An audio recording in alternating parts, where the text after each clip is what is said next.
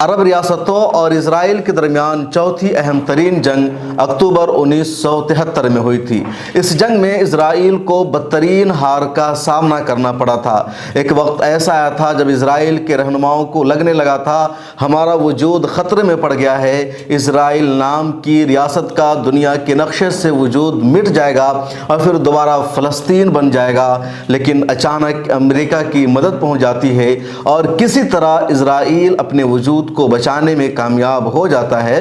لیکن عرب اور اسرائیل کے درمیان جو 4 تاریخی جنگیں ہوئی، ان تمام 4 تاریخی جنگوں میں عربوں کو سب سے بڑی کامیابی اسی جنگ میں ملی اور اسرائیل کو سب سے زیادہ نقصان کا سامنا اسی جنگ میں کرنا پڑا تھا۔ اس ویڈیو میں اسی جنگ کی پوری تاریخ ہم جاننے کی کوشش کریں گے، لیکن اس سے پہلے آپ سے درخواست ہے کہ اس پورے جنگ کی تفصیلات کو سمجھنے کے لیے 1967 کی 6 روزہ عرب اسرائیل جنگ کو آپ کو جاننا ہوگا۔ اس پر ہماری پچھلی ویڈیو آ چکی ہے، ڈسکرپشن میں یہاں بھی لنک موجود ہے تو آپ اس کو دیکھ لیجئے۔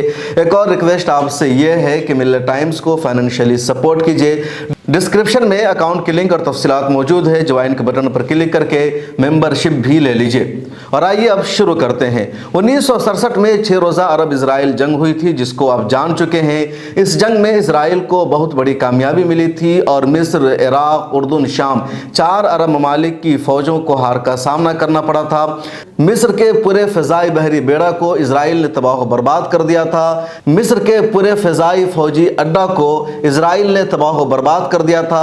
مصر کی جنگی صلاحیت کا خاتمہ کر دیا تھا۔ شام کے بھی تمام جنگی ساز و سامان کو اور ایئر بیس کو اسرائیل نے ختم کر دیا تھا۔ عرب ملکوں کو اسرائیل سے لڑنے کی صلاحیت نہیں رہ گئی تھی۔ اس جنگ میں فلسطین کا جو بچا کھچا ایریا تھا، یعنی غزہ پٹی کا، ویسٹ بینک کا، مشرقی یروشلم کا، اس کے علاوہ مصر کا جو ایریا ہے سینائی اور شام کا جو ایریا ہے گولان کی پہاڑی، ان سب پر اسرائیل نے قبضہ کر لیا تھا۔ اور اتنا ہی نہیں بلکہ اسرائیل نے نہر سوئس پر بھی قبضہ کر لیا تھا۔ نہر سوئس مصر کی جان ہے۔ مصر کی معیشت کا دار و مدار نہر سوئس سے گزرنے والے جہازوں کے ٹیکس سے جو پیسہ آتا ہے اس پر ہے۔ لیکن جب نہر سوئس پر اسرائیل نے ایک طرح سے اپنا کنٹرول کر لیا، جہازوں کا گزرنا بند ہو گیا، تو مصر کو بہت زیادہ معاشی بحران کا سامنا کرنا پڑا۔ 9 کروڑ ڈالر سے زیادہ اس کی انکم ہوتی ہے۔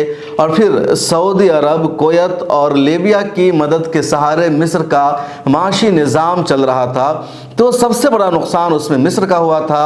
اور ادھر اسرائیل کو لگ رہا تھا کہ مصر کا جو نقصان ہوا ہے، جتنی بڑی شکست دی ہے اسرائیل نے مصر کو، اس کی وجہ سے اب مصر میں دوبارہ کبھی ہمت نہیں ہوگی اسرائیل کے ساتھ جنگ کرنے کی، اور جو اس کے اڑوس پڑوس کے ممالک اردن، عراق اور شام، یہ ممالک بھی اب کبھی اسرائیل کا مقابلہ نہیں کر پائیں گے۔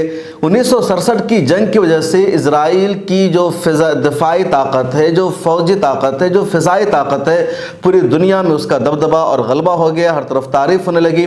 اور کہیں نہ کہیں یہ میسج دیا گیا کہ اب عرب ممالک اسرائیل سے ڈر چکے ہیں، خوفزدہ ہو چکے ہیں اور دوبارہ جنگ کی ہمت نہیں کریں گے۔ دوسری طرف اسرائیل نے یہ چالاکی کی کہ نہر سوئس کے کنارے اس نے بارلیو لائن بنا دیا، قلعہ نما ایک عمارت تعمیر کرنی شروع کر دی اپنی سرحدوں کی حفاظت کے لیے، اور یقین کر لیا کہ اب دوبارہ مصر اور دوسری عرب ریاستوں سے کوئی فوج اس کے علاقے میں داخل نہیں ہوگی۔ اور غزہ پٹی، ویسٹ بینک، سینائی کے تمام علاقے کا اس نے اچھی طرح سے کنٹرول حاصل کر لیا، اپنے لوگوں کو وہاں بسانا شروع کر دیا۔ ادھر مصر کے لیے اپنے علاقوں کو واپس لینا بہت ضروری ہو گیا تھا، چنانچہ مصر کے نئے صدر انور سادات نے خاموشی کے ساتھ اسرائیل کے خلاف جنگ کی تیاری شروع کر دی۔ جنگی ساز و سامان اکٹھا کیا، روس سے مدد کی اور بہت خاموشی کے ساتھ اپنی فضائی طاقت کو بھی بہتر بنا لیا۔ اسرائیل کی خفیہ ایجنسی موساد یا اس کے کسی بھی محکمہ کو پتہ نہیں لگ پایا۔ اسرائیل کو اندازہ تھا کہ مصر کا جتنا جنگی ساز و سامان اور ایئر بیس تباہ ہوا ہے، اس کو دوبارہ حاصل کرنے میں 1975 سے پہلے ممکن نہیں ہے مصر کے لیے، یعنی کم از کم 1975 میں ہی مصر اس قابل ہو سکتا ہے، یعنی ایجپٹ، کہ وہ اسرائیل سے جنگ لڑ سکے۔ اس سے پہلے اپنی تباہی کو واپس نہیں لا سکتا ہے۔ اسی خیال میں اسرائیل کی آرمی تھی، لیکن مصر نے پہلے پوری تیاری کر لی اور 6 اکتوبر 1973 کو دوپہر 2 بجے ایجپٹ یعنی مصر نے पूरी क़ुव्वत के साथ इजराइल पर नहर सुएज़ के किनारे हमला कर दिया। मिस्र ने जो उस वक्त हमला किया उस वक्त उनके पास 240 जंगी जहाज़ थे, 2000 टैंक, 1000 तोपखाना और 2000 एंटी टैंक मिसाइल, उसके अलावा और भी जंगी साजो सामान थे। बड़ी फ़ौज थी मिस्र के पास। तो इस पूरी क़ुव्वत के साथ अनवर सादात ने इजराइल पर हमला कर दिया। 20 मिनट तक लगातार फ़िज़ाई हमला जारी रहा, बमबारी होती रही, तोप खाने से हमला किया जाता रहा और 20-40 मिनट के अंदर ही इजरायली फ़ौज के पांव उखड़ गए और नहर सुएज़ के किनारे इजरायली फ़ौज ने जो अपना कंट्रोल हासिल कर लिया था, वहाँ पर इजराइल की आर्मी का कंट्रोल नहीं रहा। मिस्र ने पूरा कंट्रोल उस इलाके का हासिल कर लिया। उसके बाद मिस्र की फ़ौज को नदी के उस पार जाना था, यानी नहर सुएज़ के उस पार जाना था। इजरायली आर्मी ने अंदाज़ा लगाया, इजरायली इंटेलिजेंस ने अंदाज़ा लगाया कि जो नहर सुएज़ को उबूर करके मिस्र की फ़ौज को यहाँ तक पहुँचने के लिए या टैंक को और जंगी साजो सामान को लाने के लिए कम से कम 48 घंटे का वक्त दरकार होगा। इससे पहले मिस्र के लिए पॉसिबल नहीं है और इस बीच हम अपनी फ़ौजी ताकत को मजबूत कर लेंगे, हम जंग की तैयारी कर लेंगे और पलटवार करने में आसानी होगी मिस्र पर। लेकिन इजराइल का ये ख्याल भी, ये तसव्वुर भी गलत साबित हुआ और सिर्फ 10 घंटों में मिस्र की आर्मी ने नहर सुएज़ पर एक आर्जी पुल बना लिया और 10 घंटे के अंदर ही अपनी अच्छी खासी फ़ौज को मिस्र ने नहर सुएज़ को उस पार उतार दिया। उसके अलावा 500 से ज़्यादा टैंक को वहाँ पहुँचा दिया, दूसरे साजो सामान को पहुँचा दिया और फिर इजराइल की आर्मी पर ज़बरदस्त हमला हुआ। इजराइल की आर्मी इस हमले का मुकाबला नहीं कर सकी। जो बारलेव लाइन इजराइल ने बनाई थी, यानी उस सरहद के लिए, सरहद पर जो दीवार बनाई थी, जो किला नुमा इमारतें और दीवार तामीर की थी इजराइल ने, उन तमाम को इजिप्शियन आर्मी ने तोड़ दिया। जो आर्मी उन सरहदों पर तैनात थी उन तमाम की भी मौत हो गई, वो तमाम मारे गए मिस्री फ़ौज के हमला में और एक बड़ी जीत की तरफ बढ़ने लगी मिस्र की आर्मी। और जो सेना का इलाका है, जो गज़ा पट्टी का इलाका है, इन तमाम को दोबारा मिस्र ने हासिल कर लिया, नहर सुएज़ का कंट्रोल हासिल कर लिया। उसके बाद 8 अक्टूबर को इजराइल की फ़ौज ने एक बड़ी तैयारी के साथ दिफाई हमला किया, मिस्र पर पलटवार किया। लेकिन इस हमले में भी इजराइल का ही सबसे ज़्यादा नुकसान हुआ और मिस्र की आर्मी ने 8 अक्टूबर के हमले में इजराइल के 180 टैंकों को तबाह बर्बाद कर दिया। और उस हमले के बाद, यानी 8 अक्टूबर का इजराइल का जो हमला मिस्र पर हुआ था, उसमें जब इजराइल को बुरी तरह नाकामी और पसपाई का सामना करना पड़ा, उसके 180 टैंकों को मिस्री फ़ौज ने तबाह बर्बाद कर दिया।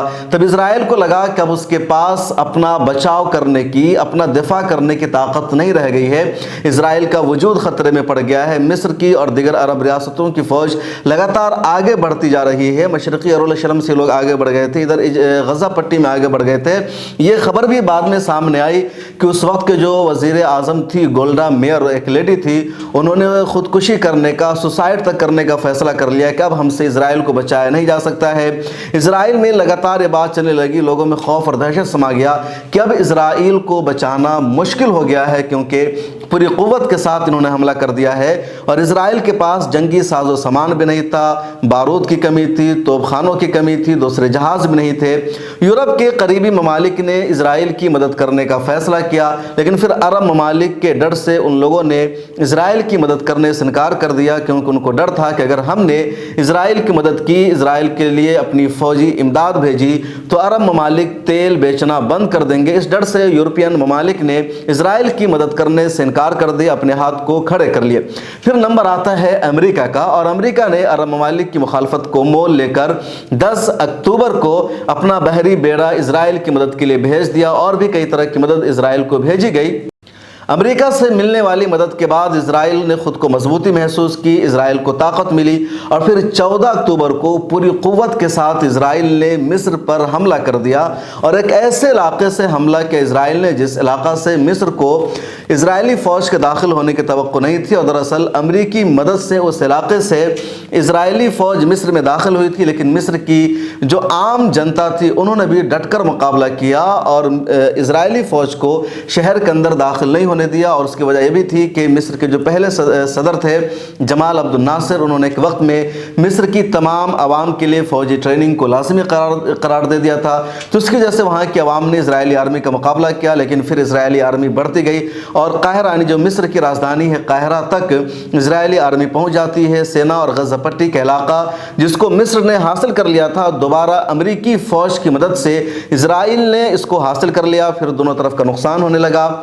22 اکتوبر کو جنگ بندی کے معاہدہ پر دونوں فریق نے ایگری کیا۔ اقوام متحدہ کی کوششوں سے 22 اکتوبر 1973 کو جنگ بندی ہوئی، اور اس جنگ بندی کے بعد پھر ٹیبل پر بات چیت ہوئی، مذاکرات کا سلسلہ شروع ہوا، اور مذاکرات کی اس جنگ میں بھی کوشش میں بھی اسرائیل کو شکست کا سامنا کرنا پڑا۔ مصر کی جیت ہوئی اور سینائی علاقے کو مصر نے دوبارہ حاصل کر لیا۔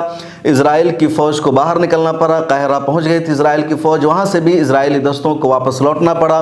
نہر سوئس کا کنٹرول بھی اسرائیل کو چھوڑنا پڑا۔ اس کے علاوہ گولان کی پہاڑی کے بارے میں معاہدہ ہوا کہ وہاں سے بھی اسرائیلی فوج کو ہٹنا پڑے گا، لیکن بعد میں اس پر اسرائیلی فوج نے اپنا قبضہ برقرار رکھا۔ تو اس پوری جنگ میں اسرائیل کو ہر طرف سے پیچھے ہٹنا پڑا، اور مصر نے ایک طرح سے جیت حاصل کی، عربوں کو جیت ملی۔ 1967 میں مصر، اردن اور شام کو جس طرح ہار کا سامنا کرنا پڑا تھا، کچھ سالوں بعد 1973 میں ان ممالک نے بدلہ لے لیا، اپنی فوجی طاقت کو بڑھا دیا۔ مصر کا جو سب سے بڑا مسئلہ تھا نہر سوئس کا، وہ دوبارہ شروع ہو گیا، یعنی نہر سوئس مکمل طور پر مصر کے حوالے ہو گیا، وہاں سے جہازوں کی آمد و رفت شروع ہو گئی، اور مصر کو جن پیسوں کے لیے سعودی عرب، لیبیا اور کویت پر انحصار تھا، وہ انحصار ختم ہو گیا، دوبارہ مصر خود کفیل ہو گیا۔ اس جنگ میں سب سے زیادہ نقصان ہوا اسرائیل کا، اور جو نقصان ہوا اس کو سمجھے 2656 اسرائیلی فوجیوں کی اس جنگ میں ہلاکت ہوئی، 15,000 سے زیادہ اسرائیلی فوجی زخمی ہو گئے، 1,000 سے زیادہ کو مصر نے قیدی بنا لیا، اور بے شمار جنگی ساز و سامان کو مصر کی فوج نے اسرائیل کا جو ساز و سامان تھا تباہ کر دیا۔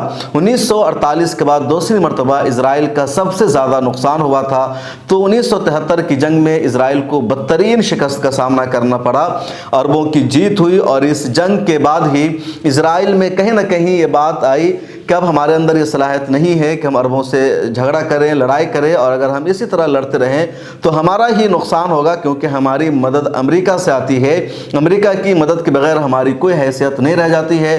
چنانچہ پھر اسرائیل نے عربوں سے تھوڑا تناؤ کم کیا، مصر سے سفارتی رشتہ قائم کر لیا، اردن سے سفارتی رشتہ قائم کر لیا، اور 1993 میں اوسلو ایگریمنٹ بھی ہوا، جس میں کہا گیا اسرائیل کی طرف سے کہ جو فلسطین کا بچا کھچا ایریا ہے وہ مکمل فلسطین ریاست کے طور پر ہوگا۔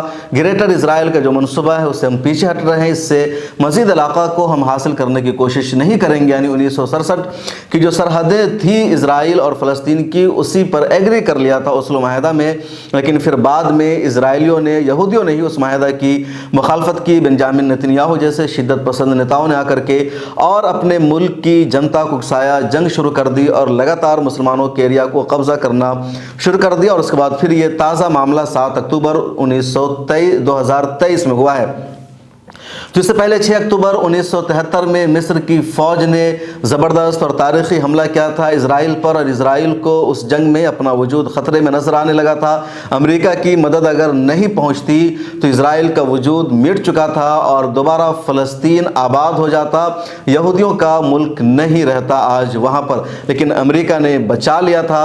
اور آج 7 اکتوبر 2023 کو جب حماس نے پوری قوت کے ساتھ حملہ کیا، اسرائیل کو ایکسپوز کر دیا، اس کی ٹیکنالوجی ختم ہو گئی، کچھ کام نہیں آیا، پھر امریکہ، یورپین ممالک نے آ کر کے اسرائیل کو بچا لیا ہے، ورنہ اس مرتبہ بھی اسرائیل کی ہی بری ہار ہو رہی تھی، لیکن اب رد عمل میں اسرائیل بے گناہوں اور بچوں کا قتل کر رہا ہے۔ 1973 اور 2023 ان دونوں جنگ سے بات ثابت ہو چکی ہے کہ اسرائیل خواہ کتنا بھی طاقتور ہونے کا دعویٰ کرے، وہ کسی اور کے سہارے ہے، اپنے دم پر نہیں ہے، اور اس مرتبہ جو کچھ ہو رہا ہے وہ جنگ نہیں، کیونکہ پہلے دنوں میں جو جنگ ہوئی تھی ایک دونوں طرف دونوں ملک ہوا کرتے تھے، مصر، اردن اور ادھر اسرائیل ہوا کرتا تھا۔